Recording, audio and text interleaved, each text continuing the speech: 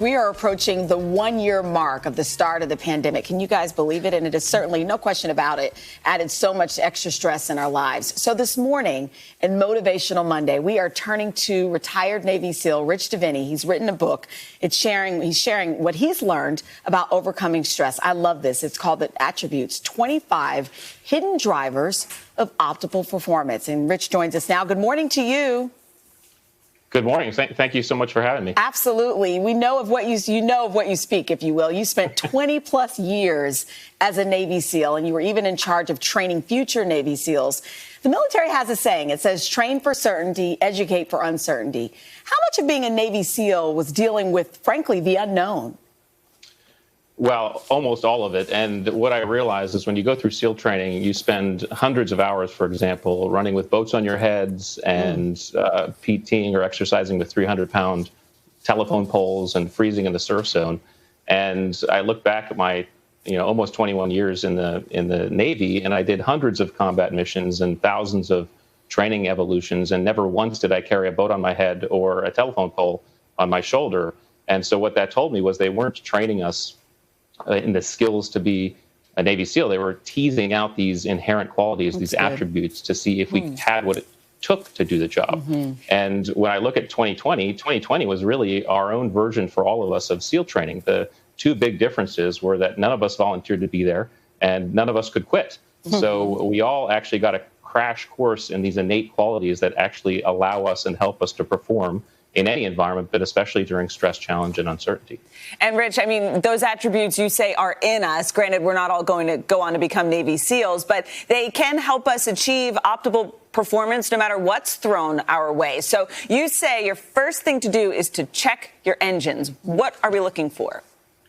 Well, it's interesting, in this time where we all really need to be united and remember that we're all human, we also have to recognize we all have unique capabilities. I mean, some of us, if we were to take an automobile analogy, all of us are cars, but some of us are Ferraris, some are Jeeps, some might be SUVs. And there's no judgment in any of those. The Jeep does things that the Ferrari can't do, and the Ferrari does things that the Jeep can't do. The trick is, let's look under the hood and see what makes us up and what's our unique palette of attributes. These attributes are kind of what define us and how we behave. So the book is really not about Navy SEALs. It's about you, the reader. It's about all of us and looking under the hood and figuring out really what causes us to do what we do. That's good. So let's talk about some of those attributes in more depth. One involves resilience, and I love this. You've got this 2-minute rule. Explain it and how it works for us. Absolutely. Resilience is really the ability to get knocked off baseline and then return effectively and efficiently to baseline. And that's getting knocked off with lows or highs. One of my best commanding officers used to coach us on something his grandfather taught him called the 2-minute rule. And that was, if anything bad happens, you have 2 minutes to kick the dirt, mourn, do whatever you need to do to kind of, wallow, if you will. And then after that 120 seconds, get back to what you're doing. Okay. The same thing applies when something great happens. When something great happens, you celebrate, you rest on your laurels, you pat yourself on the back, and then you get back to normal. Rich, how important, while we've got all these things going on, how important is a sense of humor?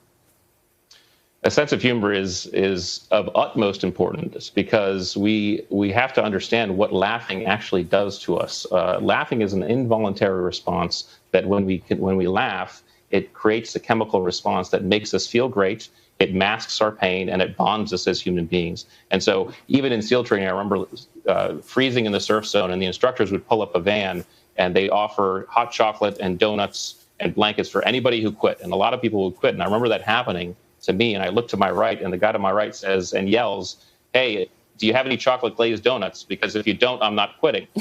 And he and I immediately started laughing. And I knew at that moment he and I would make it. Yeah. And I looked to my left, and the guy to my left wasn't laughing at all. He was just lost in his pain. Wow. And I said to myself, this guy's not going to make it. And sure enough, 2 minutes later, he quit. And the reason why it felt so good is because we got a burst of those chemicals. So in any bad environment, it's really crucial for us to find a class clown to help us laugh. Or if we can't be our own class, well, either be our own class clown or find a class clown. But whether we make people laugh or whether we laugh ourselves is of utmost importance. You said a lot of things that will stick with us. The book, again, it's called The Attributes. It sounds fantastic. Rich Diviney, thank you for your time this morning. It sounds like a good read. Thanks so much for having me. Hey, Hey, thanks for watching our YouTube channel. Find your favorite recipes, celebrity interviews, uplifting stories, shop our favorite deals, and so much more with the Today app. Download it now.